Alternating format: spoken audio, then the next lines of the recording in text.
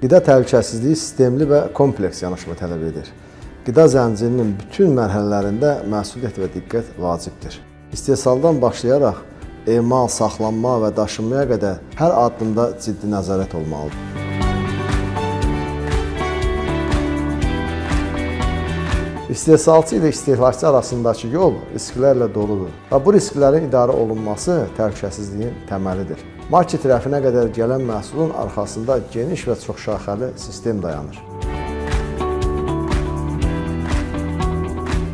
Bu sistemin düzgün işləməsi gələcək nəsillərin sağlamlığını qorumaq deməkdir.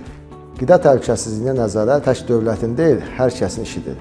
Gəlin təhlükəsizlik qida ilə sağlam gələcəyə birlikdə addımlayaq.